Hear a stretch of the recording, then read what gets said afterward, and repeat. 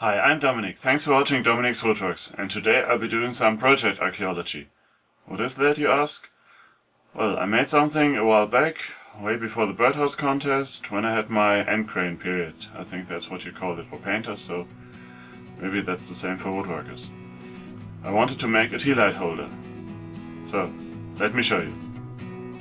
I go about this like I did with the Endgrain portion of my birdhouse. First, I cut a piece of board into strips that are as wide as the board itself. I used the board to set my fence to ensure that. Then I flip the strips and glue them together in groups of 3. These I then sand on my drum thickness sander jig on the drill press to remove glue residue and to get rid of any alignment problems. Then I cut the sides to an angle of 60 degrees, or rather 30 degrees as seen from the table saw, to make the sides of a hexagon.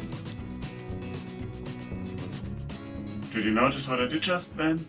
Did you scream out loud when I cut these sides? Well, you should have, and if you have, I thank you. I forgot an important step in making anything end-grainy, which is to take the four-sided piece, these pieces, cut them up and then flip them and glue them together so that you actually get end grain on the surface. Then for what I want to do, then I should have cut the 30 degree or 60 degree angle. But, well, nothing I can do about that now. So I've slightly changed the project to use these pieces. And maybe you remember I had 2 extra slats. I didn't mention that, but you might have seen it. And again, I didn't show that either. So I got enough pieces to make another one and show you what my original intention was. One of them rolled under the table saw, which is lucky because otherwise I would have glued another one like this and probably ruined it already. But I didn't ruin it, I'll just have a design change. I continue by cutting the mitered pieces to a length suitable for a tealight holder, slightly higher than the candle. Then I take 6 of them and arrange them in a fashion pleasing to the eye. Using tape for clamps, I then glue them together. To make the base, I want to use thin plywood, and my first instinct was to route a recess on the bottom for it to fit into. I found out the hard way that routing into end grain like this is neither pleasant nor pretty. So for the second one I just glued the base to the sides, leaving a little gap that might make the piece look like it was floating. I did not even route deep enough on the first piece for the plywood to sit flush, so that pretty much makes for another detour. For reference, I also made one to the original idea, cutting it in stripes and then gluing them up for the end grain to show.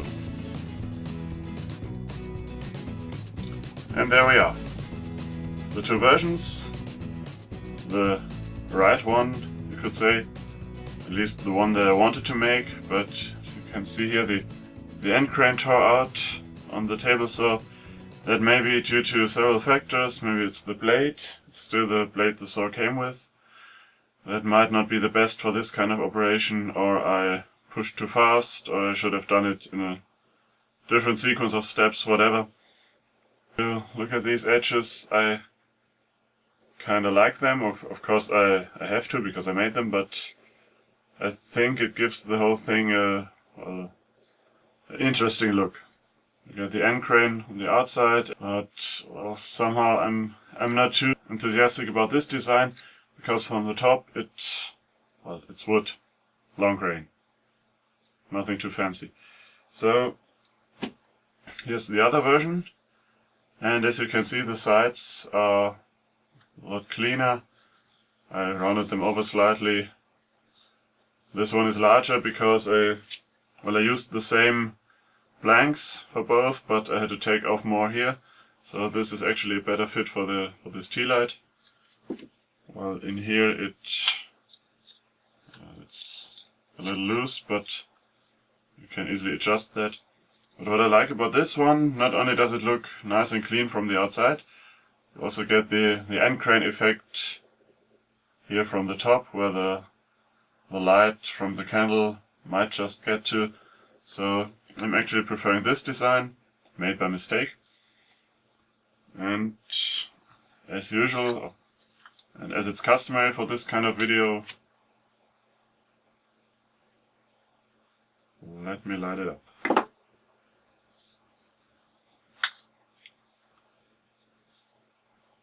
So let's give it a moment to get the burn on. I have had some safety comments on those videos I made for candle holders.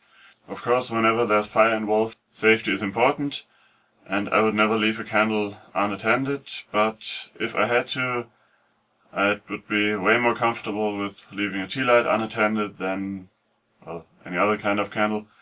If you leave it alone, this little guy will just burn down and, well, eventually go out. This happened a lot, of course, with someone present, but we never had problems with these. I think the most problematic are the long, thin ones. And of course, if you got pets, well, our cats like to sniff candles, and it usually smells of burnt fur afterwards. But what I want to say is exercise caution, common sense, and while from experience I believe that it's harder than you might think to set a piece of wood on fire, just be safe and be careful. And again, as it's customary, the lights went out. Thanks for watching. If you like this project, please share it with your friends, comment on it, and give it a thumbs up. If you didn't like it, well, you might just as well share it with your friends so they can not like it too.